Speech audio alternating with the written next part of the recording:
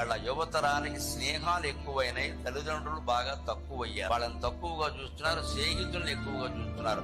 అమ్మ ఒక పని చేస్తే చెయ్యడు, నాన్న ఒక పని చెప్తే చెయ్యడు. ఫ్రెండ్ పిలిచాడనగానే మాత్రం బండి ఆరోగ్యంలో పెట్టి పరిగెట్టేస్తారు. తల్లిదండ్రుల మాటకి విలువ ఇవ్వడమే చాలా ముఖ్యం. ఉంటారు ఫ్రెండ్స్ ఉంటారు కూడా, రెండింటి మధ్యలో పోటీ లేకపోతే నీ స్నేహితుల మాటకి విలువించుకో. తప్పు రెండింటి మధ్యలో పోటీ వస్తే మా నాన్నగారు ఒప్పుకోరు, మా అమ్మ ఒప్పుకోదని చెప్పాలి ఖచ్చితంగా. అప్పుడు ఆ స్నేహితులు కూడా నేర్చుకుంటారు ఎలా ఉండాలి. స్నేహం కోసం తల్లిదండ్రులని విడిచిపెట్టవద్దు. అలాగే తల్లిదండ్రులే స్నేహితులు అనుకోవాలి. కొంతమంది ఎదిగిన పిల్లలు, ఆడపిల్లలు ముఖ్యంగా ఎలా ఉంటారు, మా అమ్మే నాకు గొప్ప ఫ్రెండ్ అంటారు. తల్లి ద్వారా నేర్చుకుంటారని. బహుశా ఆవిడకి ఇప్పుడు చాలా చిన్న వయసులో పుట్టుండొచ్చు కూడా. యవ్వనంలో ఉండే అమ్మాయి మనస్సు ఏమిటో ఆ తల్లికి తెలిసినట్టుగా వేరే వాళ్ళకి ఎలా తెలుస్తాయి. అందుకని ఊళ్ళో వాళ్ళు ఎవరన్నా అడిగితే మా అమ్మే నాకు స్నేహితురాలు, ఇక వేరే స్నేహితురాలు నాకు అక్కలంటే ఆ తల్లి ఎంత ఆనందిస్తుంది, తండ్రి ఎంత ధైర్యంగా ఉంటాడు. ఆ ధైర్యాన్ని తల్లిదండ్రులు ఇవ్వకపోతే బతుకు దండ.